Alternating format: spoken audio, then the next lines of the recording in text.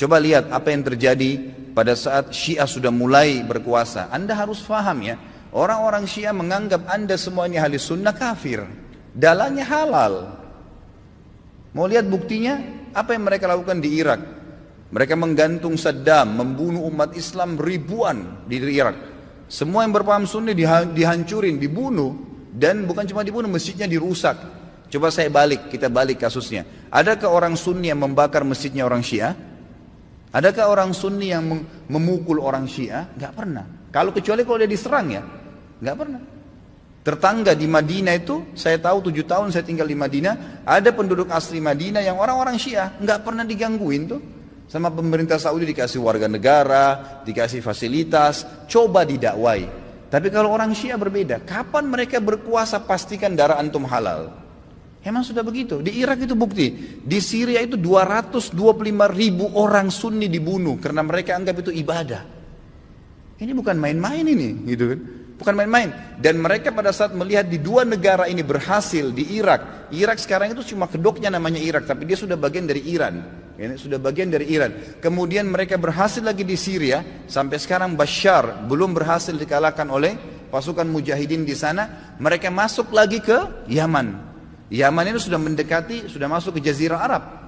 Pada saat mereka masuk ke Yaman, mereka melakukan hal yang sama. Mereka sebarkan isu, subhanallah, di Indonesia hari-hari sekarang ini mereka lakukan hal yang sama. Apa yang mereka lakukan? Lemparin isu ke pemerintah Yaman waktu itu, kalau orang-orang yang berfaham sunni ini teroris, fahamnya radikal, keras, dan seterusnya. Seperti itu. Lalu pemerintahnya buat apa? Bersama-sama dengan kelompok Syiah ini untuk menyerang ahli sunnah.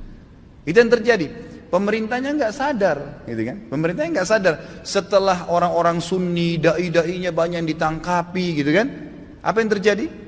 Pasukannya orang-orang Syiah menguasai pemerintahan dan akhirnya menguasai pemerintahan itu. Itu yang terjadi.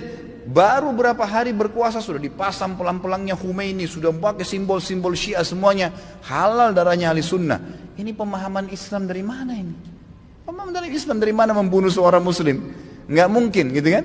Sekali lagi ya, orang-orang Sunni tidak membunuh orang-orang Syiah kecuali memang mereka melakukan kerusakan. Mereka pernah melakukan beberapa tahun yang lalu, kurang lebih 30 atau 40 tahun yang lalu, orang-orang Syiah pernah masuk dari wilayah Persia di Iran dan mereka membantai jemaah haji.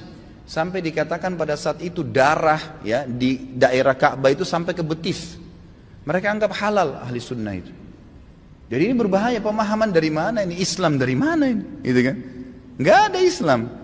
Mungkin ini bukan masalah fikih. Banyak orang jahil nggak paham. Oh ini cuma karena masalah fikih. Sama dengan khilaf antara Syafi'i dengan Imam Ahmad. Siapa yang bilang ini masalah akidah? Coba anda angkat Al-Quran anda dan anda bilang percaya nggak ini? Syekh Shinqiti rahimahullah pernah beliau mengangkat, diajak debat sama satu syekhnya orang-orang Syiah dari Iran di musim haji. Dia bilang ayo kita berdebat, cari mana yang benar. Kata Syekh Shinqiti boleh, tapi diangkat Al-Quran di Masjid Nabawi. Ini di depan para murid-muridnya. Nih saya angkat, kalian percaya nggak Quran ini? Supaya kalau kita berselisih bisa kembali ke sini. Apa kata syekhnya? Saya nggak percaya.